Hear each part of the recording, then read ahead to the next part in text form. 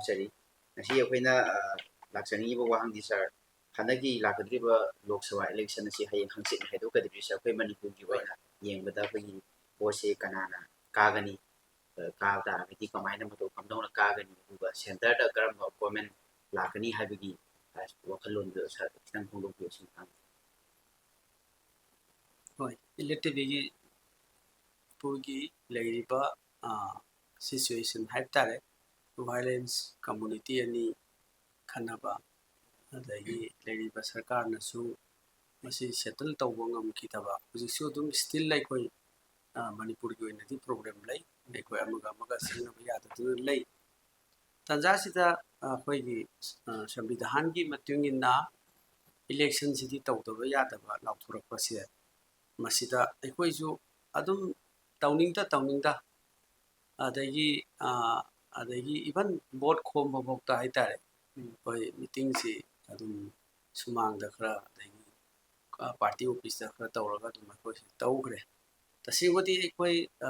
election si tawgi mutti leite ado amde ado aduna masi leiriba situation je koi manipur dadi aduki matik koi awaba adagi misimina adagi chaba phungdabagi awaba leifum leitabagi awaba yum kai mangkhibagi awaba adagi mi mangkhibagi mising mi siba adagi kamnaduna siba amadi mi si thiba phangdana mangkhiba mayam kesi hundreds of akhoi thousands of mayam singsi kesi mayam leiribne aduna ekhoina democracy ki khwaidagi chawa adi festival haibitare election se ado masugumba miyamgi miyut khangadaba siba hukta manipur gi ekhoi pulomakse milu pirang taduna leiba milu pirang kangdaduna leiba tanjasida akhoi election pangthokpase tasengpadi hoi hangbiridu yam chumi election je ekhoi pangthokpa pamkhide adubu masi jomo hanjanjare akhoi samvidhan gi matungina pangthokta yatamnina india government gi achauba masigi moigi power akhoi leibani election adum namna pangthokkhare ado mayam na election pangthokpasida akhoi si sahi ama henna sahi ama gi maya election tawbudu hokta haitare megi tang ahum handak haugi basida sahi ama phagre adu mamang election tawdringai maraktu sahi ama pharakadorabani masida central government na election si masi tawba khopasida sida manipur gi oiba concern di praja miyamna su hena khange civil society organization sing na khange scholar sing na khange koi pulomuna political party sing na khange ado manipur gi election tawbino su mayam kholau law khibani hairakhibani ado election tawbasida miyamgi apamba dudi aikoi adum tang mari akoi election se haidokpadabudi masigi result budi khangagani ado yamna fear oiba election namadi oihidre adagi haibadi bipu khudimaki hakto bipu khudimaki apamba candidate khanbagi tanjadusu leita lairaba awaba misiminagi mayamdu vote thadadaba mayam asu democracy gi hoigi atugi apamba mi khanba samvidhan gi adu hak mayam sing su loina akhoi phangkhidabsu mayam ma yawi adagi adu mathakta adagi adi khadang fajadaba unfair oiba mayam ma vote namba polling station nu bai changba tuma koi video da kai da tv da u chuma mayam su thokhi adu asumba marak sida adu mai koi handakti asa tawi akhoi yamna fear oiba akhoi party side gi india bloc adagi akhoi congress ki candidate oina puthoibase masida akhoi without any unfair means lan thabamta sentumgi unfair oiba means adagi vote hadabada akhoi rigging tawba adugumbai unfair means se akhoi amata tawkidana parjagi asingba akhoi vote adomda akhoi attempt tawrakanda asamsagi hakto adomda khalakanda akhoi ꯏꯂꯦꯛꯁꯟꯁꯤ ꯀꯟꯗꯛ ꯑꯩꯈꯣꯏꯒꯤ India bloc ꯑꯃꯗꯤ ꯀꯪꯒ꯭ꯔꯦꯁꯀꯤ ꯑꯣꯏꯅꯗꯤ ꯑꯩꯈꯣꯏ ꯄꯥꯡꯊꯣꯛꯆꯈꯤ ꯍꯧꯖꯤꯛꯀꯤ ꯍꯪꯕꯤꯔꯤꯕ इलेक्शन मनु इलेक्शन ममांगदा Amit Shah ji honourable home minister of India कोई लामी पोर्ट नोंगनी वालिंगैदा लामबदा पब्लिक मीटिंग तौबदा हरन इलेक्शन लोइरगा शांति लानी हाइबमसु हरन सही अमा अखोइना असुकी मतिक वादना लैबा मयामसिंगसी युमदा हिंग तुमनदना अदगी युम मई चाकपा खोपा वाबा मयाम अखोइ तौ मतमसिदा मसी फजना सही मचंगना solution पोरकपा ngamdaba aduga election lagadi heta loisilani hai pokorko mayam singse masi yam laiba thiba mani adu loinana honorable prime minister Sri Modi na manipur gi oibase sahi ama hujikudi sahi am hele adu election manung sida democracy da matam matam gi issue thengnari ba awaba adagi masida adi manifesto da adagi prajada commitment masi piraga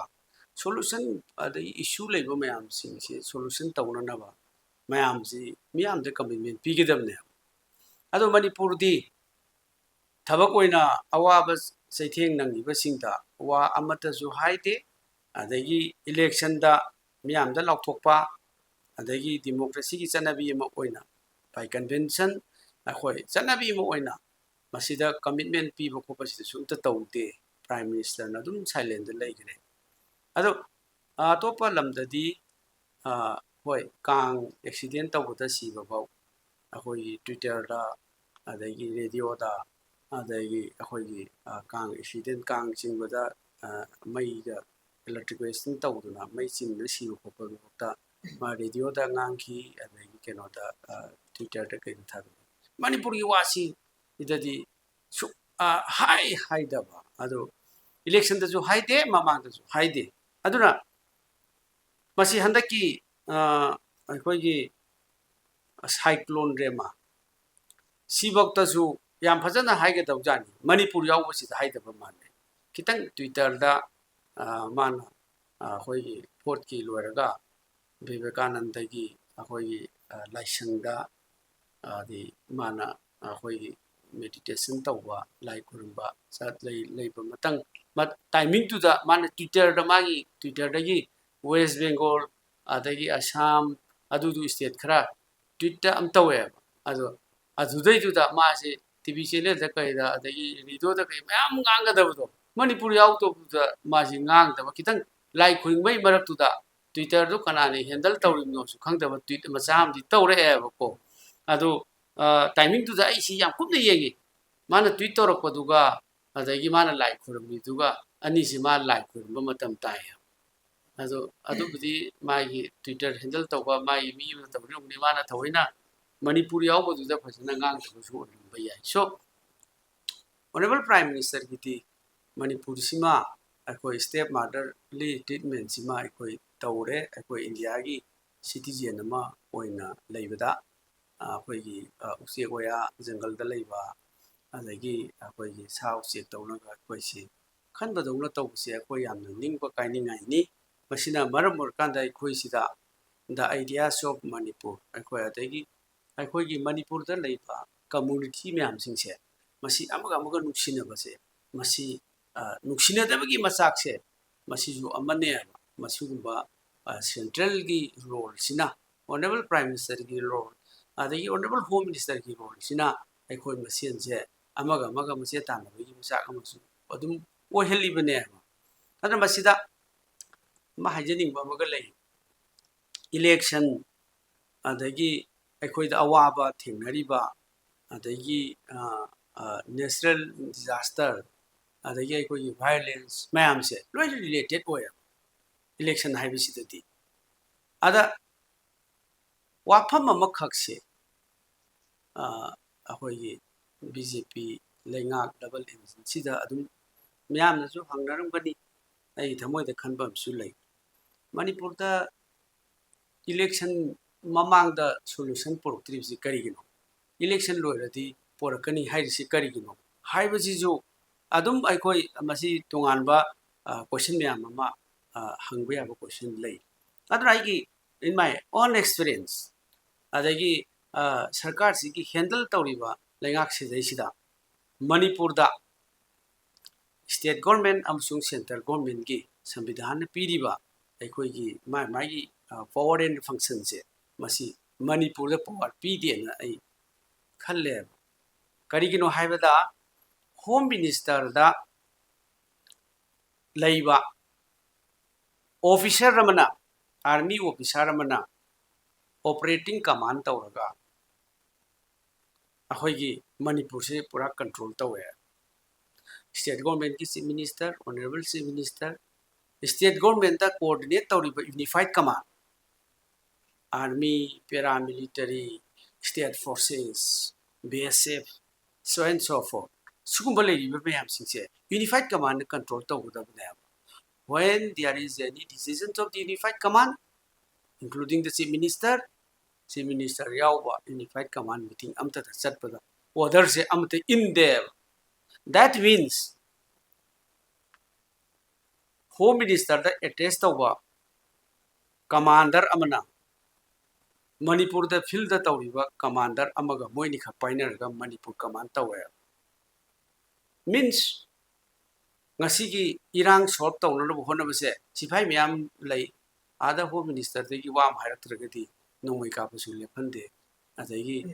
nongoi su use tawde control su tawde adagi hairiba command tawriba operational commander tawriba nupasina phone tawragadi thaba khuding pangthokane so aduna manipur da lairiba agency myam sinse operation amta tawde thabak amta tawde system da leite aduna ne sometimes karigumba state force adagi central gi sometimes central gi force karana na bhag akhoi gi masi command pirakte order pirakte kana sometimes miss kano tawba akhoi gi haidorak ba kholak pa hek wangang bude interview to da haidori do order pirakte kana hairise home minister dar leiba adegi command tawri bu nupaduna mi ni khaktani tawrise home minister da leiba adegi ground da mi khak command tawna na ba home minister loi paisali that means masai manipur ki violence se masi kana na tholi no city is the central government with the power as a state government sine wala kaduri report se aduna koi masigi asam soli ba mayam je masi divide in the rule policy mayam ama khoi chathar kan dai khoi amaga amaga mase tan hanba khoi amaga amaga khanhanba community amaga amaga nusin da ba je khoi parja mayam da di khangba di tangai phada matam lae haibadi hauji akhoi gi lairiba mayam singse aduda adu lai aduda mi lising manga change aduda mi lising tara change refugee change adagi Myanmar dagi tawra change hai kari tawrige kari gi changhali no free regime movement to bi changna na bro free regime movement se scrap tawe na honorable home minister na law to khibi se Myanmar dagi illegal immigrants mayam changna na bra what is the use of the proposal to scrap the free regime movement so I like a question se mi lising tara change manga change do free regime movement lokthoni scrap tor ne home minister lokthoi do mi lising tara asida kasom da lai hai adagi kamjong da lai hai Suchanpur da lai hai Tenglokpon da lai hai adagi kano da Chandin da lai hai is it the objective of the scraping of the free regime movement so aswai sida la ne then adu targati swai area sida la ipse hauji Chandel dagina Suchanpur bakta akhoi Maitai Sinau tang hajenba ngamaroeba this is human sil tawreba again amuk hojik security arrangement si yengbiyoba munna yengbiyoba Sinau singyam Tengnopal Chandel dagina urkhul bakna nagata be area ne sidadi Assam rifle se paidra leire so adi anybody adagi changthok changsin si thingeba somdane mi na thingeba सिफाइना नतबा सोमदति Assam rifle लेत्रसु यारे so it is a policies of the central government swai area si da seng seng hai ba sing su a khoi gi dandi phang bu taw e ma tuna seng bu yam ning ti ba khoi chi aduna sai gi lai ba pot si violence sina a khoi election amyam gi democracy da ju asok pa dum lai adagi a khoi hai ba su yamna sensitive oi adagi parra singna a khoi yam khangmin ne haraga afaba awon ba samaj ma porok na bo hon ba simati khoi tangai phadaba lai ni thamjani hoi hauji corruption related akhoi gi hauiba parliament election or mamang da hauiba general election da kaida sige matang da corruption gi wari se summe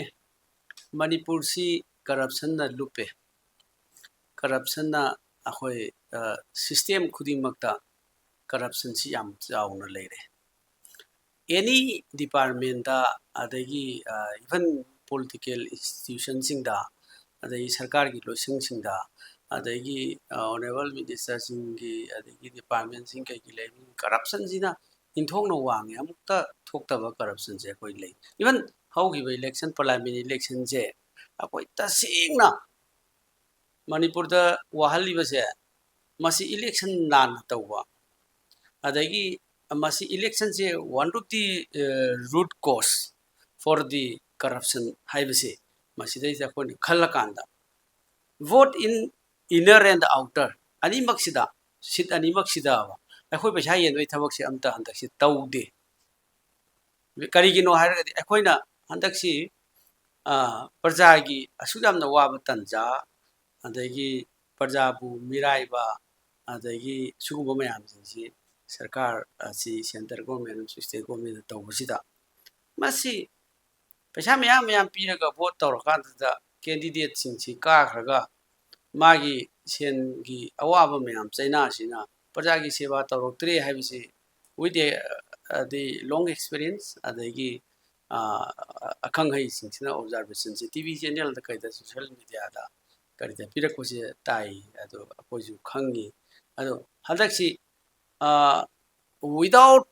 khoi unfair means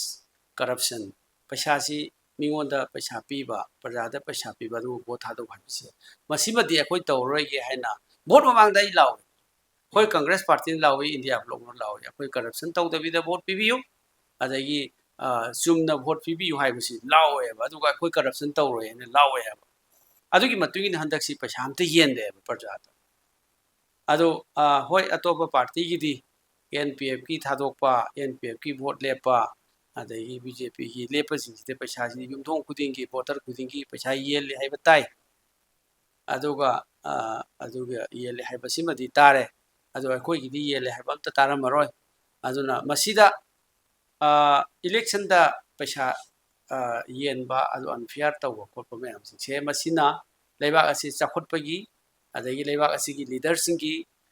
responsibility morality puno makse masina measure tawre masina lepe ba masigi value se aduna kana gumba paisa yam changba candidate ma vote ka kanda paisa hanjana bohna ngai te parja gi seba tawrukti haibase masi tamna sum khangba hore aduna ai khoi na masi parja su adai rajniti da o mayam su khawminaraga manipur se ahongba samaj ama poroksi chakhotba samaj ama poroksi hairabadi corruption je khoi punna thaduk ina changi aduna handaki hogi election da khoi paisa yende adu miyam na handaksi paisa yendaba tanja sida miyam na vote pirak pasisu yengmina basisu mathen na moi nei khoi nuai gani an khali adu miyam gi pirak pasi adu robadi miyam na piraiba vote sigi matungi na the corruption pami pamti haibisisu adum sisu ama handaki sida ama lepkani haibisimasu adu khali adugo loina na corruption gi sidi hauji yamna manipur se corruption si yam wange aduna department sing kari sum corruption gi hangam ni na hajarabada adi department kudi makta akoi corruption gi process yana dabse irei leite adagi AG gi report adagi tongan ba leiba mayam singse adi masugumba scam mayam singse paidana leira bazani hujikse adagi file ama move tawbada ꯑꯗꯒꯤ ꯑꯦꯁꯣꯗꯒꯤ ꯍꯧꯔꯒ ꯀ꯭ꯂꯥꯛꯇꯒꯤ ꯍꯧꯔꯒ ꯑꯦꯁꯣ ꯑꯦ engineer ꯑꯗꯒꯤ ꯃꯊꯛ ꯊꯣꯡꯕ ꯃꯌꯥꯝꯁꯤꯡꯒꯤ ꯃꯊꯪ ꯃꯊꯪ ꯃꯊꯪ ꯃꯊꯪ ꯂꯩꯈ꯭ꯔꯦ ꯑꯗꯨꯅ ꯃꯁꯤ ꯀꯅꯥꯒꯨꯝꯕ ꯄꯥꯔꯇꯤꯀꯨꯂꯔ ꯑꯃꯗ ꯍꯥꯏꯖꯕꯗꯤ ꯅꯠꯇꯦ ꯑꯗꯨꯒ ꯗꯤꯄꯥꯔꯠꯃꯦꯟꯁꯤꯗꯗꯤ ꯌꯥꯝꯅ ꯗꯥꯏꯂꯨꯇꯦꯠ ꯑꯣꯏꯕ ꯑꯩꯈꯣꯏꯒꯤ ꯀꯔꯞꯁꯟꯒꯤ ꯁꯤꯁꯇꯦꯝ ꯑꯃꯁꯦ ꯃꯔꯥ ꯇꯥꯗꯨꯅ ꯂꯩꯈ꯭ꯔꯦ ꯃꯔꯝꯗꯨꯅ ꯃꯁꯤꯒꯤ ꯐꯣꯝ ꯇꯧꯔꯛꯏꯕ ꯀꯦꯟꯁꯔꯁꯦ ꯃꯁꯤ ꯔꯨꯠ ꯑꯥꯎꯠ ꯇꯧꯕ ꯃꯁꯤ ꯃꯔꯨ ꯐꯪꯅ ꯃꯨꯊꯠꯄ ꯍꯥꯏꯕꯁꯦ ꯂꯝꯗꯝ ꯑꯁꯤꯒꯤ ꯑꯆꯧꯕ ꯂꯩꯔꯤꯕ ꯅꯍꯥꯔꯣꯜꯒꯤ ꯕꯣꯗꯤ ꯑꯗꯒꯤ ꯍꯥꯏꯕꯗꯤ ꯌꯪꯁꯇꯔꯁ ꯃꯌꯥꯝꯁꯤꯡ ꯂꯥꯏꯔꯤꯛ ꯂꯥꯏꯁꯨ ꯍꯩꯔꯤꯕ ꯃꯌꯥꯝ ꯏꯃꯥ ꯏꯕꯦꯜ ꯃꯌꯥꯝꯁꯤꯡ ꯄ꯭ꯔꯖꯥ ꯄꯨꯝꯅꯃꯛꯅ ꯃꯁꯤ ꯂꯦꯞꯄ ꯅꯠꯇ꯭ꯔꯕꯗꯤ ꯑꯩꯈꯣꯏ ꯑꯍꯣꯡꯕ ꯑꯃ ꯄꯨꯔꯛꯄ ꯉꯝꯃꯣꯏ ꯃꯅꯤꯄꯨꯔꯁꯦ ꯑꯗꯨꯝ ꯍꯣꯏ ꯑꯗꯨꯝ ꯑꯗꯨꯝ ꯍꯥꯟꯅꯒꯤ ꯐꯤꯕꯝꯗ ꯑꯗꯨꯝ ꯌꯥꯅ ꯌꯥꯅꯅꯕ ꯇꯧꯕꯁꯤꯅꯗꯤ ꯑꯩꯈꯣꯏ ꯄꯤꯛꯈ꯭ꯔꯕ ꯃꯅꯤꯄꯨꯔꯁꯦ ꯁꯦꯝꯗꯣꯛꯅꯤꯡꯕ ꯃꯇꯝꯗ ꯁꯦꯝꯗꯣꯛꯄ ꯌꯥꯕ ꯈꯨꯕꯥꯝꯅ ꯄꯥꯏꯁꯤꯜꯂꯒ ꯑꯦꯗꯃꯤꯅꯤꯁꯇ꯭ꯔꯦꯁꯟ ꯇꯧꯕ ꯌꯥꯕ ꯑꯗꯒꯤ ꯑꯐꯕ ꯃꯤꯄꯨꯝ ꯈꯨꯗꯤꯡꯃꯛ ꯊꯕꯛ ꯄꯤꯕ ꯉꯝꯕ ꯑꯗꯒꯤ ꯃꯤꯄꯨꯝ ꯈꯨꯗꯤꯡꯃꯛꯀꯤ ꯆꯟꯅꯕ ꯂꯩꯍꯟꯕ ꯃꯤꯄꯨꯝ ꯈꯨꯗꯤꯡꯃꯛꯀꯤ ꯊꯕꯛ ꯄꯤꯕ ꯌꯥꯕ ꯑꯁꯤꯒꯨꯝꯕ ꯃꯌꯥꯝꯁꯤꯡ ꯆꯥꯎꯈꯠꯄꯗ ꯀꯝꯄꯤꯇꯤꯁꯟ ꯇꯧꯕ ꯌꯥꯕ ꯏꯟꯗꯤꯌꯥꯒꯤ ꯁ꯭ꯇꯦꯠꯁꯤꯡ ꯑꯆꯧꯕ ꯃꯆꯥ ꯈꯥꯛꯇꯅ ꯍ꯭ꯌꯨꯃꯦꯟ ꯔꯤꯁꯣꯔꯁ ꯌꯥꯝꯅ ꯂꯩꯕ ꯃꯅꯤꯄꯨꯔꯒꯤ ꯄ꯭ꯔꯖꯥꯁꯤꯡꯁꯦ ꯍꯧꯖꯤꯛ ꯀꯔꯞꯁꯟꯅ ꯂꯨ ꯇꯣꯡꯗ ꯆꯪꯈꯤꯗꯅ ꯑꯩꯈꯣꯏꯁꯤ ꯌꯥꯝꯅ ꯑꯋꯥꯕ ꯐꯤꯕꯝ ꯑꯃꯗꯗꯤ ꯂꯩꯔꯦ ꯃꯁꯤ ꯕꯠ ꯑꯩꯈꯣꯏ ꯃꯁꯤ ꯁꯦꯝꯗꯣꯛꯄ ꯌꯥꯒꯅꯤ ꯍꯥꯏꯕꯁꯦ ꯃꯁꯤ ꯂꯥꯏꯔꯤꯛ ꯍꯩꯕ ꯂꯩꯕ ꯃꯌꯥꯝ ꯑꯗꯒꯤ ꯁ꯭ꯇꯦꯠꯅꯤ ꯑꯗꯒꯤ ꯂꯥꯏꯔꯤꯛ ꯂꯥꯏꯁꯨ ꯍꯩꯕꯒꯤ ꯄꯥꯔꯁꯦꯟꯇꯦꯖ ꯋꯥꯡꯕ ꯁ꯭ꯇꯦꯠꯅꯤ ꯑꯗꯒꯤ ꯔꯤꯁꯣꯔꯁ ꯂꯩꯕ ꯁ꯭ꯇꯦꯠꯅꯤ ꯃꯤꯒꯤ ꯔꯤꯁꯣꯔꯁ ꯂꯩꯕ ꯁ꯭ꯇꯦꯠꯅꯤ ꯍ꯭ꯌꯨꯃꯦꯟ ꯔꯤꯁꯣꯔꯁ ꯂꯩꯕꯅꯤ ꯑꯗꯨꯅ ꯁꯤ ꯁꯦꯝꯗꯣꯛꯄꯗꯤ ꯉꯝꯅꯤ ꯍꯥꯏꯕꯗꯤ ꯑꯩ ꯑꯆꯦꯠꯄ ꯊꯥꯖꯕꯗꯤ ꯂꯩꯗꯤ ꯂꯩ ꯑꯩ ꯍꯧꯖꯤꯛ ꯍꯥꯏꯕꯤꯔꯤꯕ ꯑꯩꯈꯣꯏꯒꯤ ꯀꯦꯟꯗꯤꯗꯦꯠ ꯃꯌꯥꯝ ꯂꯦꯞꯁꯤꯜꯂꯛꯄ ꯑꯗꯒꯤ ꯂꯩꯔꯤꯕ ꯃꯌꯥꯝꯁꯤꯅ ꯚꯣꯠꯁꯤ ꯀꯥꯕ ꯋꯥꯒꯗ꯭ꯔꯅ ꯍꯪꯕꯁꯤꯁꯨ ꯌꯥꯝ ꯃꯔꯝ ꯆꯥꯏ ꯆꯨꯝꯃꯦ ꯑꯩꯈꯣꯏ ꯍꯧꯖꯤꯛ ꯍꯧꯈꯤꯕ ꯑꯩꯈꯣꯏ ꯍꯧꯖꯤꯛ ꯆꯠꯊꯔꯤꯕ ꯂꯥꯟꯁꯤꯅ ꯑꯗꯩ ꯏꯔꯥꯡꯁꯤꯅ ꯃꯔꯝ ꯑꯣꯏꯔꯀꯥꯟꯗ ꯀꯦꯟꯗꯤꯗꯦꯠꯁꯤ ꯃꯌꯥꯝ ꯃꯥꯒꯤ ꯃꯥꯒꯤ ꯊꯕꯛ ꯇꯧꯅꯕ ꯃꯌꯥꯝꯗꯨꯅ ꯀꯦꯟꯗꯤꯗꯦꯠꯁꯨ ꯃꯌꯥꯝ ꯊꯣꯛꯏ ꯑꯗꯨꯅ ꯃꯁꯤ ꯇꯁꯦꯡꯕꯗꯤ ꯍꯟꯗꯛꯀꯤ ꯚꯣꯠꯁꯤ ꯃꯅꯤ ꯄꯋꯥꯔ ꯑꯗꯒꯤ ꯃꯁꯜ ꯄꯋꯥꯔ ꯑꯗꯒꯤ ꯂꯩꯔꯤꯕ ꯃꯌꯥꯝꯁꯤꯡꯁꯤꯒꯤ ꯍꯥꯏꯔꯨꯔꯒꯗꯤ ꯑꯗꯨꯝ ꯁꯔꯀꯥꯔ ꯄꯥꯏꯔꯤꯁꯤꯅ ꯑꯗꯨꯝ ꯉꯁꯥꯏꯒꯤ ꯑꯗꯨꯝ ꯑꯩꯈꯣꯏꯁꯨ ꯎꯔꯦ ꯕꯨꯠ ꯀꯦꯞꯆꯔꯤꯡ ꯇꯧꯕ ꯔꯤꯒꯤꯡ ꯇꯧꯕ ꯑꯗꯒꯤ ꯅꯣꯡꯃꯩ ꯄꯨꯊꯣꯛꯑꯒ ꯄꯣꯂꯤꯡ ꯁ꯭ꯇꯦꯁꯟ ꯆꯪꯉꯒ ꯇꯧꯕ ꯈꯣꯠꯄ ꯑꯩꯈꯣꯏ ꯂꯣꯏꯅ ꯑꯗꯨ ꯚꯤꯗꯤꯑꯣ ꯐꯨꯇꯦꯖ ꯃꯌꯥꯝ ꯂꯩ ꯑꯗꯨꯅ ꯃꯣꯏꯁꯨ ꯑꯗꯨꯝ ꯀꯥꯅꯦꯅ ꯄꯥꯔꯝꯅꯤ ꯈꯜꯂꯤ ꯃꯔꯝꯗꯤ ꯑꯗꯨꯒꯨꯝꯕ ꯀꯦꯞꯆꯔꯤꯡ ꯇꯧꯕ ꯑꯗꯒꯤ ꯔꯤꯒꯤꯡ ꯇꯧꯕ ꯈꯣꯠꯄꯁꯤꯅ ꯑꯗꯨ ꯀꯥꯅꯦꯅ ꯄꯥꯔꯝꯕꯁꯨ ꯌꯥꯏ ꯈꯜꯂꯤ ꯑꯗꯨꯅ ꯑꯩꯈꯣꯏꯅ ꯑꯃꯨꯛ ꯄꯥꯔꯤꯅ ꯑꯩꯈꯣꯏꯅ ꯀꯔꯞꯁꯟꯁꯤ ꯀ꯭ꯂꯤꯟꯁ ꯑꯥꯎꯠ ꯇꯧꯕ ꯄꯥꯝꯕ ꯀꯔꯞꯁꯟ ꯇꯧꯗꯕ ꯑꯗꯒꯤ ꯏꯔꯥꯡꯁꯤ ꯁꯔꯀꯥꯔꯅ ꯂꯣꯏꯁꯤꯟꯒꯗꯕꯗ ꯂꯣꯏꯁꯤꯟꯗꯕ ꯑꯗꯒꯤ ꯃꯣꯏꯅ ꯄꯩꯁꯥ ꯌꯦꯜꯂꯒꯁꯨ ꯑꯩꯈꯣꯏ ꯄꯩꯁꯥ ꯄꯤꯗꯕ ꯑꯩꯈꯣꯏꯗ ꯚꯣꯠ ꯄꯤꯔꯝꯒꯅꯤꯅ ꯑꯩꯈꯣꯏ ꯑꯦꯛꯁꯄꯦꯛꯇꯦꯁꯟ ꯂꯩꯕ ꯌꯥꯝ ꯐ꯭ꯔꯦꯡꯂꯤ ꯁ꯭ꯄꯤꯀꯤꯡ ꯃꯔꯝꯗꯤ ꯑꯩꯈꯣꯏꯅ ꯂꯨꯄꯥ ꯑꯃꯐꯥꯎ ꯄꯤꯗ꯭ꯔꯦ ꯃꯣꯏꯅ ꯂꯨꯄꯥ 200 300 400 ꯄꯤꯕ ꯃꯌꯥꯝ ꯑꯃ ꯃꯤ ꯈꯨꯗꯤꯡꯒꯤ ꯄꯤꯔꯦ ꯑꯩꯈꯣꯏꯅ ꯁꯨꯡꯄꯤ ꯄꯤꯗ꯭ꯔꯦ ꯑꯩꯈꯣꯏꯅ ꯚꯣꯠ ꯀꯥꯅꯦꯅ ꯍꯥꯟꯅꯒꯤ ꯀꯟꯚꯦꯟꯁꯟꯗꯨꯗꯗꯤ ꯑꯩꯈꯣꯏ ꯚꯣꯠ ꯄꯥꯕ ꯋꯥꯗꯣꯏꯅꯦꯕ ꯁꯤꯗꯤ ꯐꯦꯛꯅꯤꯗꯅ ꯁꯤ ꯍꯥꯏꯖꯤꯟꯕ ꯌꯥꯕ ꯅꯠꯇꯦꯕ ꯑꯗꯨꯅ ꯑꯩꯈꯣꯏꯅ ꯄꯥꯔꯤꯁꯤꯅ ꯗ ꯏꯁꯨꯁ ꯑꯣꯐ ꯗꯤ ꯃꯅꯤꯄꯨꯔ ꯑꯗꯒꯤ ꯗ reality of the elections adagi misgovernance of the states sugumba factor mayam singse control tawba ngamthaba mayam sida aikhoida vote se bibam thoi ne koi pai aduna factor mayam sida pesana mi gi laga su vote aikoi piram goni maram di pacha singsi aikoi understand tawbam thoi haiba sida dine koina pajari se aduna asugumba afaba mayam good point mayam goodness mayam sugumba ꯅꯍꯥꯁꯤꯡ ꯂꯝꯗꯝꯁꯤꯗ ꯂꯩꯔꯤꯕ ꯃꯌꯥꯝꯁꯤꯡꯅ ꯁꯦꯡꯅ ꯔꯥꯖꯅꯤꯇꯤꯒꯤ ꯑꯃ ꯇꯣꯛꯑꯁꯤ forget about Congress and B J P ꯂꯩꯔꯤꯕ ꯁꯤꯆꯨꯋꯦꯁꯟꯁꯦ ꯁꯝ ꯂꯤꯗꯔꯁ ꯈꯔꯅ ꯀꯟꯇ꯭ꯔꯣꯜ ꯇꯧꯕꯗ ꯑꯩꯈꯣꯏꯁꯤ ꯌꯥꯝ ꯑꯋꯥꯕ ꯐꯤꯕꯝ ꯇꯥꯔꯦ ꯃꯅꯤꯄꯨꯔꯁꯤ ꯀꯔꯞꯁꯟꯒꯤ ꯃꯀꯣꯟ ꯂꯩꯔꯦ ꯃꯅꯤꯄꯨꯔꯁꯤ ꯚꯥꯏꯂꯦꯟꯁꯀꯤ ꯃꯀꯣꯟ ꯑꯣꯏꯔꯦ ꯃꯅꯤꯄꯨꯔꯁꯤꯗꯩꯁꯤꯗ ꯁꯦꯇꯜ ꯇꯧꯕ ꯉꯝꯗꯕ ꯂꯣꯏꯕ ꯅꯥꯏꯗꯕ ꯕ꯭ꯂꯗ ꯁꯦꯠ ꯑꯩꯈꯣꯏ ꯂꯩꯒꯗꯧꯔꯦ ꯈꯟꯕꯁꯤꯗ ꯄ꯭ꯔꯖꯥꯁꯤꯡ ꯂꯥꯏꯔꯤꯛ ꯍꯩꯔꯕ ꯊꯤꯡ ꯇꯦꯡ ꯁꯥꯔꯚꯤꯁꯃꯦꯟ ꯑꯗꯒꯤ businessman everybody masi khallakanda aikhoigi yamna fine oina puthokchariba adigi yamna genuine oina adigi white paper like just like white paper dauna ꯑꯩꯈꯣꯏ ꯏꯆꯝ ꯆꯝꯕ ꯆꯦꯕꯥꯡ ꯑꯃꯗ ꯆꯦꯕꯥꯡ ꯑꯃꯒꯨꯝꯅ ꯑꯩꯈꯣꯏꯅ ꯄꯨꯊꯣꯛꯆꯔꯤꯕ ꯑꯩꯈꯣꯏꯒꯤ ꯀꯦꯟꯗꯤꯗꯦꯠꯁꯦ ꯃꯁꯤ ꯚꯣꯠ ꯄꯤꯐꯝ ꯊꯣꯛꯏ ꯍꯥꯏꯅ ꯈꯜꯂꯀꯥꯟꯗ ꯑꯁꯤ ꯑꯩꯈꯣꯏꯅ ꯚꯣꯠꯁꯤ ꯀꯥꯅꯤꯅ ꯄꯥꯕꯅꯤꯗ ꯑꯗꯨꯅ ꯀꯦꯟꯗꯤꯗꯦꯠ ꯃꯌꯥꯝ ꯊꯣꯛꯏ ꯂꯥꯟꯒꯤ ꯃꯇꯝꯗ ꯃꯇꯦꯡ ꯄꯥꯡꯕ ꯃꯃꯤꯡ ꯑꯣꯏꯅ ꯄꯟꯗ꯭ꯔꯒꯁꯨ ꯂꯣꯏ ꯈꯪꯕꯤꯔꯝꯒꯅꯤ ꯃꯌꯥꯝꯁꯤ ꯂꯩ ꯑꯗꯨꯝ ꯂꯣꯏꯅꯃꯛ इक्वली अदुम रिक्स एंड रेस्पॉन्सिबिलिटीज अदुम लौनब ngakतनी मणिपुर दा शांति पामदब लेरोय मणिपुर दा इरांग तौब पामब लेरोय अदो अदो मसी लोइसिंद्रिमसी करिनो मसी सरकार की रेस्पॉन्सिबिलिटी नि खलकांदा लोइसिनब ngमदबगी रेस्पॉन्सिबिलिटी सि कनानो who will take the responsibility masi individual amna lobo yaro political party amna lobo yaro it is the only government and his party and their party sinda logum to e khalakanda when it comes to the reality then everybody will blame to the government sidane akoina vote se akoina phangani akoina kagani na in reality de akoina pazariti maramaduna akoina vote se akoina kani haiba ground samna simply ꯑꯩꯈꯣꯏꯅ ꯄꯥꯖꯔꯤꯁꯦ ꯑꯅꯤꯃꯛꯁꯦ vote ꯀꯥꯅꯦ ꯄꯥꯔꯤꯁꯦ ꯁꯤꯒꯤ ꯒ꯭ꯔꯥꯎꯟꯁꯤꯗꯅꯦ ꯍꯣꯏ ꯍꯧꯖꯤꯛ ꯍꯪꯕꯤꯔꯤꯕ ꯑꯗꯤ ꯁꯝ ꯑꯩꯈꯣꯏꯒꯤ ꯄꯦꯔꯤꯐꯦꯔꯤ area ꯈꯔ ꯍꯥꯏꯗꯕ ꯖꯒꯥꯁꯤꯡꯗ voting ꯄꯥꯔꯁꯦꯟꯇꯦꯖꯁꯤ ꯍꯟꯊꯩ ꯍꯥꯏꯅ ꯍꯥꯏꯕꯗꯨ ꯆꯨꯝꯃꯦ ꯃꯗꯨ ꯍꯟꯊꯐꯝ ꯊꯣꯛꯏ ꯂꯩꯔꯤꯕ ꯍꯧꯖꯤꯛꯀꯤ ꯆꯍꯤ ꯑꯃ ꯍꯦꯟꯅ ꯑꯩꯈꯣꯏ ꯆꯪꯁꯤꯜꯂꯛꯑꯕ ꯑꯩꯈꯣꯏꯒꯤ ꯏꯔꯥꯡꯁꯤꯗ ꯃꯥꯒꯤ ꯆꯤꯡꯒ ꯇꯥꯏꯅꯕ ꯁꯔꯨꯛꯁꯤꯡꯁꯤꯗ ꯌꯥꯝ ꯔꯦꯁꯂꯦꯁ ꯑꯣꯏꯌꯦꯕ ꯍꯥꯏꯕꯗꯤ ꯂꯩꯐꯝꯒꯤ ꯆꯥꯐꯝꯒꯤ ꯑꯗꯒꯤ ꯃꯗꯨꯒꯤ ꯍꯣꯡꯗꯣꯛ ꯍꯣꯡꯖꯤꯟ ꯁꯄꯣꯁ ꯁꯨꯒ꯭ꯔꯨꯗ ꯂꯩꯔꯝꯕꯗꯨ ꯀꯩꯅꯣꯗ ꯍꯧꯖꯤꯛ ꯑꯩꯈꯣꯏꯒꯤ ꯑꯁꯤ ꯏꯟꯗꯁꯇ꯭ꯔꯤꯌꯦꯜ ꯑꯦꯔꯤꯌꯥꯗ ꯀꯩꯅꯣ ꯂꯩꯕ ꯌꯥꯎꯔꯤ ꯑꯗꯒꯤ ꯏꯝꯐꯥꯜ ꯏꯁꯀꯤ ꯖꯒꯥꯗ ꯋꯥꯡꯈꯩ ꯒꯥꯔꯜ ꯁ꯭ꯀꯨꯜꯗ ꯂꯩꯔꯤ ꯑꯗꯒꯤ ꯀꯩꯅꯣꯗ ꯀꯣꯛꯇꯥꯗ ꯂꯩꯕ ꯃꯩꯇꯩꯁꯤꯡ ꯑꯗꯨꯁꯤꯡꯗꯨ ꯑꯁꯤꯗ ꯀꯩꯅꯣꯗ ꯂꯩꯕ ꯌꯥꯎꯔꯤ ꯏꯝꯐꯥꯜ ꯏꯁꯀꯤ ꯖꯒꯥꯗ ꯃꯣꯏꯔꯥꯡꯗ ꯂꯩꯕꯁꯨ ꯌꯥꯎꯔꯤ ꯁꯨꯃꯥꯏꯅ ꯇꯧꯗꯅ ꯂꯣꯏ ꯆꯈꯥꯏꯅꯈ꯭ꯔꯦꯕ ꯃꯤꯁꯤꯡꯁꯦ ꯑꯗꯨꯅ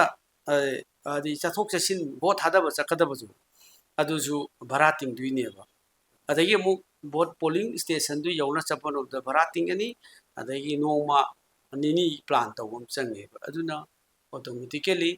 ꯑꯗꯨꯝ ꯈꯔ ꯍꯥꯏꯊꯕ ꯖꯒꯥ ꯄꯦꯔꯤꯐꯦꯔꯤ ꯑꯦꯔꯤꯌꯥꯁꯤꯡꯗ ꯚꯣꯇꯤꯡ ꯄꯥꯔꯁꯦꯟꯇꯦꯖꯇꯤ ꯈꯔ ꯍꯟꯊꯕ ꯊꯣꯛꯏ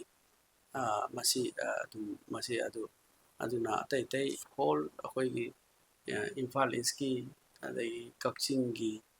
ꯑꯗꯒꯤ ꯕꯤꯁꯦꯝꯄꯨꯔ ꯗꯤꯁꯇ꯭ꯔꯤꯛꯀꯤ ꯏꯝꯐꯥꯜ ꯋꯦꯁꯀꯤ ꯖꯒꯥꯁꯤꯡꯁꯦ ꯂꯣꯏꯅ ꯆꯤꯡꯒ ꯊꯪꯅꯕ ꯖꯒꯥꯁꯤꯡꯁꯤꯗꯤ ꯂꯣꯏꯅ ꯆꯈꯥꯏꯔꯒ ꯃꯥꯏ ꯍꯤꯡꯅꯕ ꯔꯤꯂꯤꯐ ꯀꯦꯝꯞꯇ ꯂꯩꯕ ꯈꯪꯅ ꯆꯥꯟꯅꯕ ꯃꯔꯤ ꯃꯇꯥ ꯐꯦꯃꯤꯂꯤ ꯔꯤꯂꯦꯁꯟꯁꯤꯡꯗ ꯔꯤꯂꯦꯇꯤꯚꯁꯤꯡꯗ ꯂꯩꯕ ꯖꯒꯥꯁꯤꯡꯗꯨ ꯚꯣꯠ ꯊꯥꯗꯕ ꯑꯩꯗꯤ ꯈꯔ ꯍꯟꯊꯅꯤ ꯈꯜꯂꯤ ꯂꯥꯛꯑꯝꯃꯣꯏ ꯃꯔꯝꯗꯤ ꯃꯗꯨ ꯆꯠꯅꯕ ꯍꯣꯠꯅꯕꯗ ꯅꯨꯃꯤꯠ ꯅꯤꯅꯤ ꯍꯨꯝꯅꯤꯒꯤ ꯄ꯭ꯂꯥꯟ ꯑꯃ ꯆꯪꯉꯦꯕ ꯑꯗꯨꯃꯥꯏꯅ ꯍꯥꯏꯖꯒꯦ ꯍꯣꯏ ꯍꯧꯖꯤꯛ ꯍꯥꯏꯕꯤꯔꯤꯕ इलेक्शन माया यौसलप कांदा somebody खरा मियोय खरा सेक्शन खरा मियोय खरा इलेक्शन की ममांगददी अदी अवाबगी अदगी मिसिमिनागी अदगी थेंगरीबा अवाबा स्टेट सिद थेंगरीबा अवाबा मयामसिगी खल्ला कांदा तौरंबदु इलेक्शन यौसला कांदना माइंडसेट टू वाखलोंजी होंगिबा इलेक्शन जौरकांदा राजनीति की लाइन दा खंगना चानबा अदगी मरुप मपांग अदगी पार्टी की करके येंगा अदोम सखिबसु मयाम यावतबु नते यावी अदुनी अखोइना लास्ट इलेक्शन सिना या मरुगो ओय से फॉर एग्जांपल कया मरु ओइगेदा हौजे अखोइना इरांग थोखिबा मे की तांग हुमदे इरांग थोपसे मसिदा अखोइना सेंटर की वेब अदगी मोदी की वेब बीजेपी की वेब हाइदना अखोइगी राज्य सभा की एमपी अदगी लोक सभा की एमपी से अखोइगी एनडीए ना लोय कारिमनेबको इवन दी यूनियन मिनिस्टर वो ओइदिनेबा अदो सी मोदी वेब बीजेपी वेब तुंदे नो डाउट चुम्मी अदो अदुगी वेब टू द सत्खिबदो अखोइना सही अमा इरांग तबु मतमदा नॉट अ सिंगल वर्ड वहाई अमा भक मणिपुर की इशू थांगते पार्लियामेंट ता ꯔꯦꯗꯔ ꯑꯩꯈꯣꯏꯒꯤ MLA ꯅꯤꯐꯨ ꯌꯥꯡꯈꯩꯅ ꯄꯥꯔꯂꯤꯌꯥꯃꯦꯟꯁꯤꯗꯩꯁꯤꯗ ꯃꯅꯤꯄꯨꯔꯒꯤꯗꯃꯛꯇ ꯑꯩꯈꯣꯏꯒꯤ ꯇꯦꯕꯜ ꯊꯤꯜꯂꯦ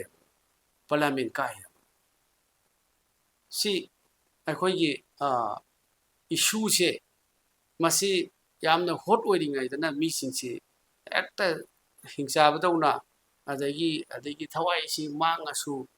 ꯍꯥꯟꯅ ꯈꯜꯂꯤꯑꯕ ꯑꯗꯨꯒ ꯚꯣꯠ ꯃꯌꯥ ꯌꯧꯔꯀꯥꯟꯗꯅ ꯖꯔ ꯂꯥꯎꯅ ꯑꯩꯈꯣꯏꯒꯤ ꯀꯨꯜ ꯗꯥꯎꯟ ꯇꯧꯔꯛꯄ ꯃꯁꯤꯁꯨ ꯑꯩꯈꯣꯏ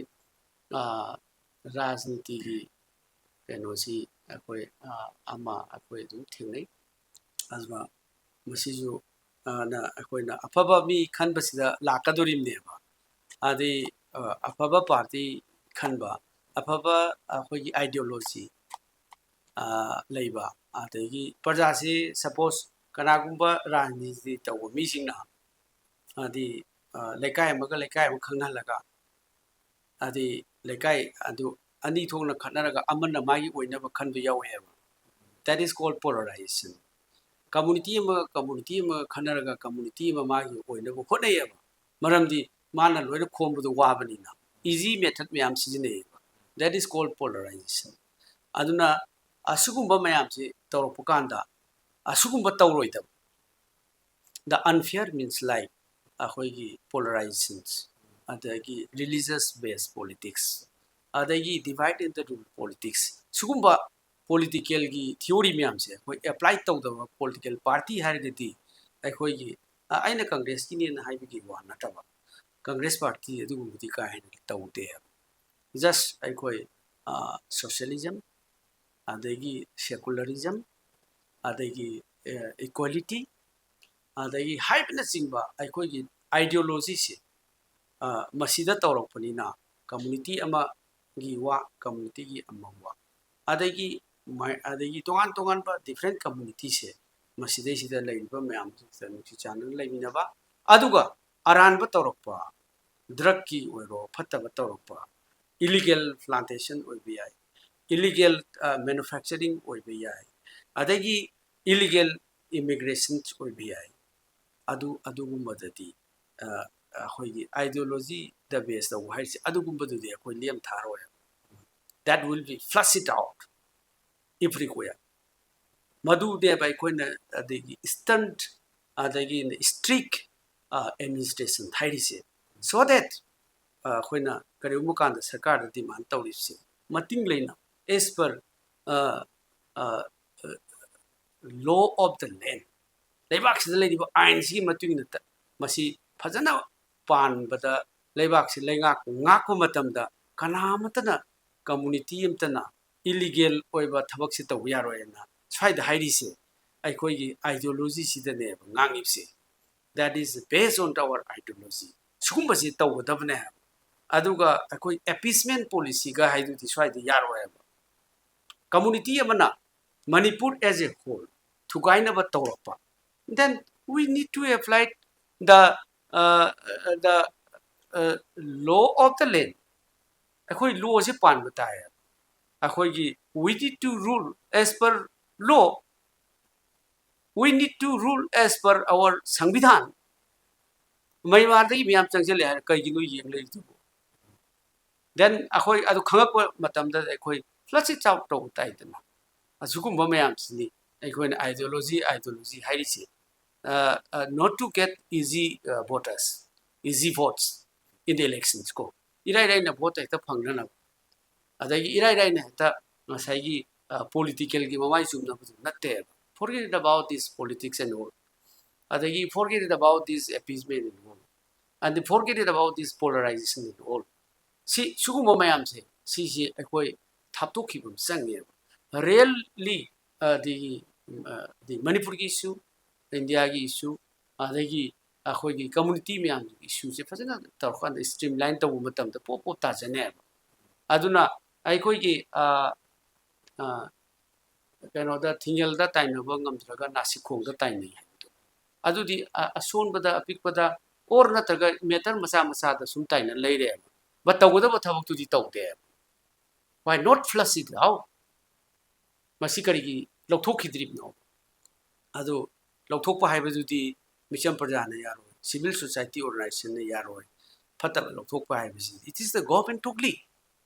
it is the home department only in this coordination with the central forces if there is no command at all then no need to further continuation of the government sige responsibilities khangadab ne ba adu tawdabaduna ne ba khoi leisi se hairuragadi adi adum adi case khara tawnaba adagi khara threaten tawba khoppa se sidi akhoi afaba poroeba in the near future akhoi isa sing issuing young generation me am spoil tawne ba hoi manipur gi akhoi sidani si kagani haina akhoi na asa tawbasiga loinana handaksi India vlog se masi amadi Congress ki hogi leiba manifesto miyam da piba commitment hogi before election da miyam da convince tawa amasu miyam ga understanding porakpa Bharat Joro Yatra Bharat Joro Nia Yatra Bharat Joro Yatra from Kanyakumari to Kashmir Bharat Joro Nia Yatra from Manipur to Mumbai हाइबसिदा मिपुं खुदिमक्से उनरगा खोलगा Rahul ji न लुसिंगा तवसिदा अखोइसी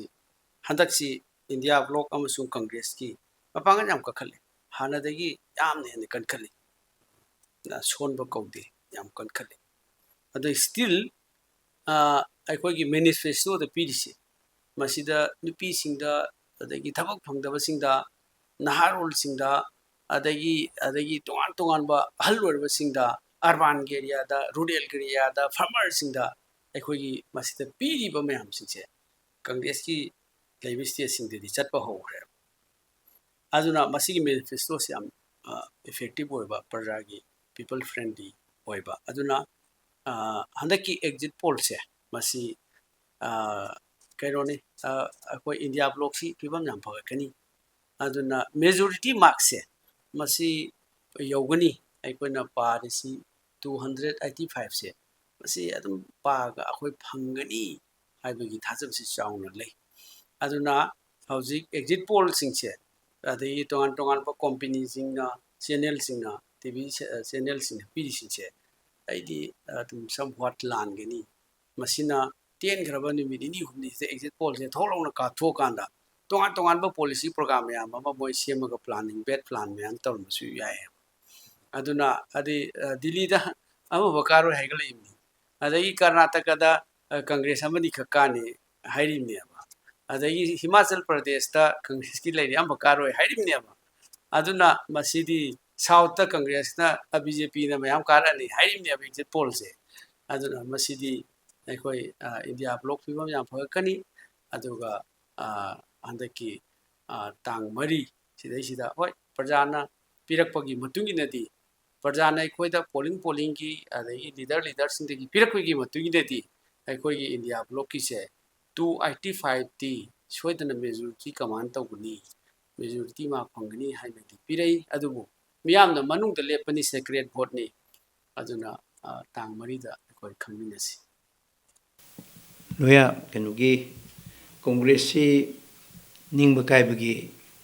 खोलाव मफम पुनमुक्त लौरही सिना मोई माइथीने बगी चौब खुदम से होय अदुगा corruption की मतंग दा पैसा येली दु तवेना हाइबसी मतंग से आइगी मोटदी सुम थमजगे मोइना हाना तोरंबा मोइगी मतम दा तोरंबा मोइना सरकार पारिंग दा तोरंबा खोलंबा दो मदुगी सुम अखोई मचिन दा चिंफा पोबगी बीजेपी ना तौरसु दम तोरंगने ना खनबगी वाफम मोइरंगनी अदो बीजेपी मक्ति पैसा येन खोटपगी वाफम दि लेते अदो कांग्रेस की कांगुदगी पैसा फागी खोट की वाफम दे कोई मयान मतम द थेंगनबिरंगनी अदना कोई बीजेपी दी पैसा येंदना वोट करप्शन तौना लेब खोटपगी वाफम मदमा कोई केशोदगी थोदोपा बीजेपी वंदी लेते स्माइना याबा कोई ऑनरेबल होम मिनिस्टर ना थंबिरा वाफम दी खितंग रिकॉल तौजगे ऑनरेबल होम मिनिस्टर ना निमित्तुदा कोई हप्ता का जमुंदा हाइबिरमसे हंदकी लानसी पार्टी यानी की मरकता बीजेपी और कांग्रेस अनी की मरत थेंगनबा लान नते मसिगी लानसी मणिपुर बु कनबा पांबा मणिपुरी हाइरिबा जाति सिबु कनबा पांबा कांगबु अमगा मणिपुर बु थुगाइगी खनबा कांगबु अमगी मरत थेंगनबा दुंबा लानी अदुना मसी खल्लगा प्रजा मयामना भोट थादबियु हाइबने हाइबगे थदि हुजिक अखोइना भारत सरकारना हौगिबा ताम दे लेगी भाई ताले हुजिक लोइदे काउंटिंग दी तौदी नबोली कॉन्स्टिट्यूशन तौदी अदुबु ममांगी सरकारना अखोइदा तौबिरमबसे अखोइ मणिपुर बु कंजनबगी दमकता अखोइगी जाति सिबु कंजनबगी दमकता तौबिरमबसे आई समना खरा पॉइंट खरा थमजरबदा एफएमआर अखोइ फ्री मूवमेंट रेजिम मोइन लौथोपिरमे अदगी एनआरसी अखोइदा चननबा मोय मना तौबिरे आईएलपी अदगी अफ्सफा सिगु मयाम अमा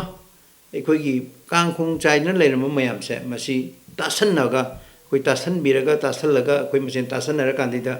मणिपुर की अपुन सक्तम दो मधु कायदना थमनबगी दमकता हौगिबा नरेंद्र मोदी जी की सरकार अदुगा अखोइ सिदा इलेक्शन कैंपेन दा लाकपिरमन पुंग खरगी खोजता लाकपिरमबा अमित शाह जीना थम्बिरमबदुना मयेक सेना ताई मधुदी भारत लेंगाकना बीजेपी की लेंगाकना मणिपुर कायब सुपाम पामदे मणिपुर बु थुगाइना होनरिबसिंगी मथक सोइदना मधु नोमा कोई स्टर्न एक्शन अमा लौर कांदैदा मणिपुर कन्नब होनबिरकनी हाइबसे स्वाइदा समाय थमजगे मोइगी वेब वांगतपा वांगतबदो अदोमदा सुखितंग मरी लेना आइना थमजनिंगबसे always Congress is complaining against BJP मैंने बीजेपी अगेंस्ट कंप्लेन हम तौवे री पोल तौ अदु तौ अदा तौ है मैंने कंप्लेन हम तौसे पॉलिटिक्स ता इलेक्शन दा कंप्लेन हम तौ कांगबोसे मसा सोलबने असोम मीना कंप्लेन तौने अकन मीनती कंप्लेन तौरोय सिन इंडिकेशन तौई मदुदी वेदर होय अखोइगी अचौबो पुखरी अमदा nga अचौबो चोंग मखा लेबिदुदी मीना उदे पुखरी दुई मथक्ता nga सांग नत्रगा केनो खरा प्रिंग चोंग चटपदो अदुगी भाबता कांग्रेस पंगलांग लांगबनी यानी अखोइगी केनोसी एमएलए सी अखोइ इंक्लूडिंग मिनिस्टर्स थारगा अखोइ कुलुमदोइ ले अदुगा अखोइगा समिनबा अखोइगी एनडीए की पार्टनर ओहिबा एनपीपी की मरी अमा थारगा अखोइ केनो लेबा कुंतरे आउट ऑफ 32 की मनुंगदा कुंतरे सी अखोइगी केनोने एमएलए ने अरुदि मोइदे लेहुसी मंगा खक्तंगाय होरे मंगा खक्तंगाय रगदी हुजिक लेरिबा होय कनागे अपाम पामदा करी करी खरा केनो तौरगसु लेनरगसु अखोइगी एमएलए सिंजिना माना फंगिबा भोट माना कास्ट तौगिबा भोट पोल तौगिबा भोट मागी एमएलए तौगिबदो अदु खक्तंग पुंजलगसु अखोइना दुम मेजॉरिटी इवोय ओय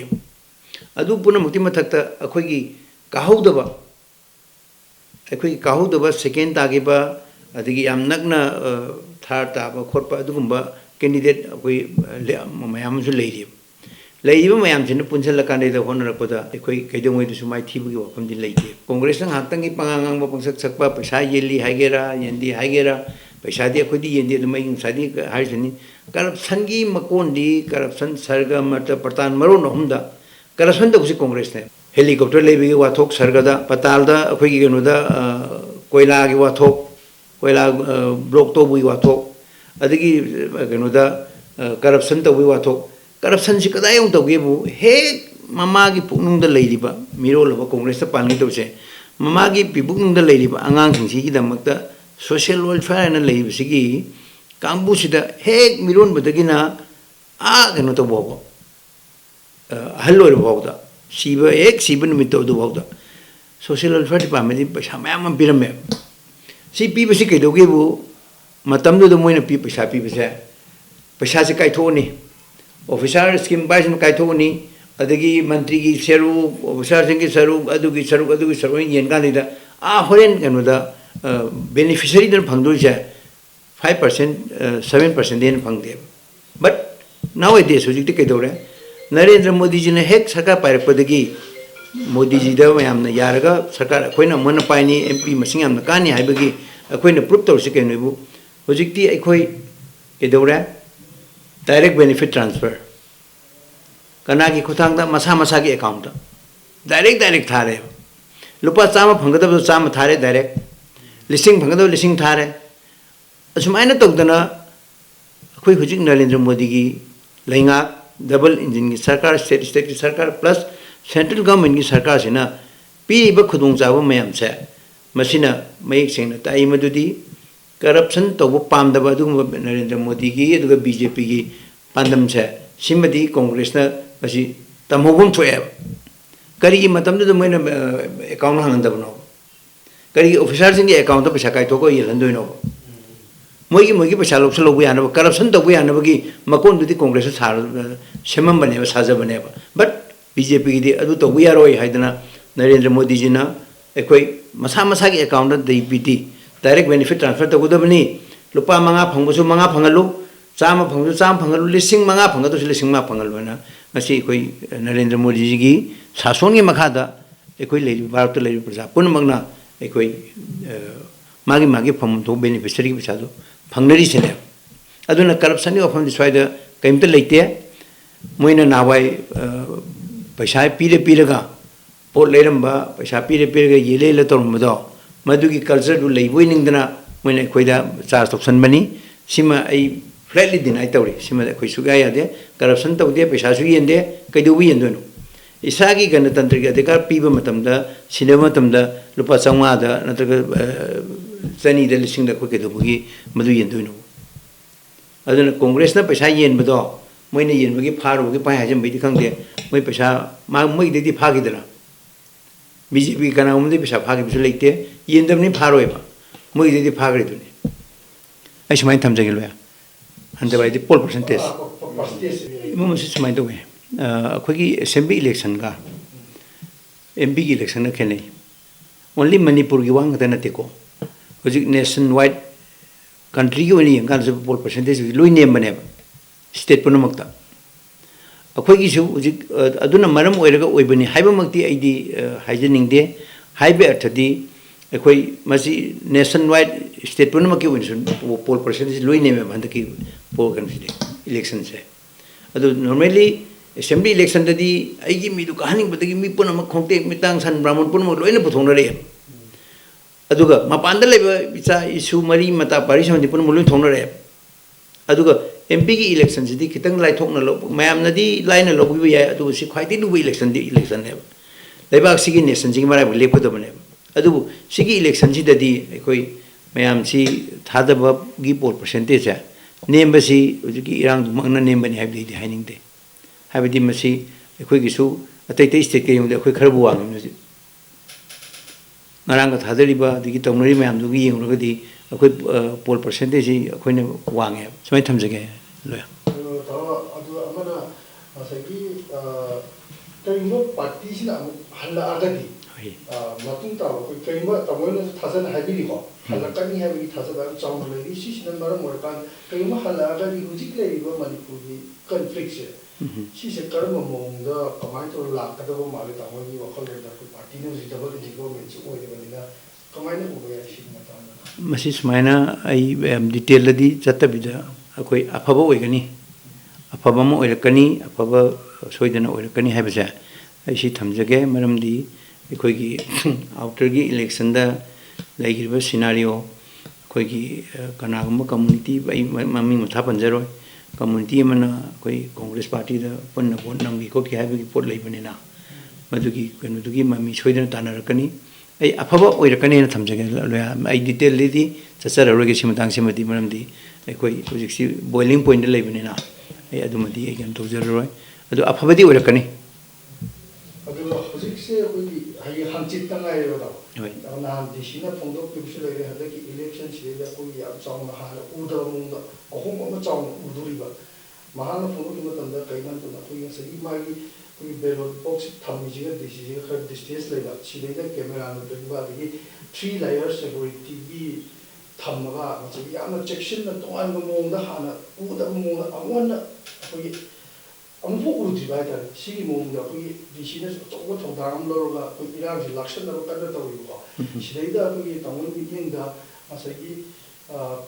कमाइना इरांग थोलो कदर न तक थोलो ओइद्रा सिलेदा कोई थोला कदी कमाइन तौदुनी हाबी मतांगदा सिदी इरांग दी थोरोय मतम मरमदी थोपय याबा इरांग पुनमक इलेक्शन मतमदा थोखरे ला इलेक्शन कास्ट तब मतमदा लांगनिंग कांबुन अदुम अखोई रूल्स ना अदगी लॉ ना कोड ऑफ कंडक्ट MCC दा यावरिसी मॉडल कोड ऑफ कंडक्ट यावरिसी कैंडिडेट अमन चटपदा मा मसा नत्रगा इलेक्शन एजेंट नतना पोलिंग बुथ चंग यादे हाइबसी अखोई 100 मीटर की मनुंगदा चंग यादे से रूल्स मीजबने बट मतमदुदा करम कैंडिडेट ना कनाना यामना नगना पोलिंग एरिया दा चलगा लांग खोदन तौगिबसिदी मतमदुदा तौगिबदुगी पिक्चर दु अमु हलन खल्लगदी अदुदी ओइ मरमदी करिगिनो हरगा सिदी रूल्स ना ECI ना कन तौजबो पोनी अदुना ECI जी क्वाची जुडिशरी पावर नि मोइना अदुम तौरको मतमदा सु अदुगी याम का हेना लांग खोपली तौदुबो मानदे लोया याम स्माइ थमजगे तामुई माइकल जी जहां नहीं मोगा यावलो तामुई सेलिंदा आइगी इशु थोइदोपर लेक्ट्रे आइना मैमदा मणिपुर प्रजा मैमदा अपील तो अमखक भारतीय जनता पार्टी की माइकेदगी तौजनिंगबदी अखोई इरांगसिना अखोई खंगौदना अखोई मणिपुर बु इसाना इसाबु कंजनबगी अखोई खोंगाम लेरक्तबा सिंगद मरु कोक्सलकपा अदुना मरम ओइरगा हुजिक थेंगनरिबि इसाव सी कदाइदगिनो हाइरोगदी चिंग पुनमक्से अखोई उवामता हौद्रे अदगी करिगुंबा नापी सिंगनामता हौद्रे लोइना मरु कोमनेना नोंग हेक ताबको डायरेक्ट चेंसलकपदुना मरम ओइरगा मणिपुर की अखोई लैरिबा प्रजासिंगना थेंगनरिबा अवाबा सिदा अखोई भारतीय जनता पार्टी ना थमोइ सोना नुंगाइतबा फोंदोक्चरी अदुना अखोई सिगुंबा अखोई इरांग मरक्ता थोपा अचौबा नोंजु अखोई सिंग इचाउगी थौदोक्सी अखोई खांगबिरिबा प्रजा पुनमक अदुगा इरांगसिना मरम ओइरगा नार्को टेररिज्म बुत मायोकननबैदमक्ता अखोई इसाबु कंजहौनबैदमक्ता सरकार की माइगैदगी मणिपुर प्रजा मयाम की माइगैदगी होनरुबद थोकलेइबा खुदोंग चादबा मयामसे मसिद बियार तौबिलिबा पुनमकु भारतीय जनता पार्टी मणिपुर प्रदेश की माइगैदगी नौलुकना इकाई खुमनजबगा लोइनना मयाम की अवाबदा भारतीय जनता पार्टी मणिपुर प्रदेशना सरुग याजरी है स्वाइथम लुसिनजगे मनोकु थागतसरी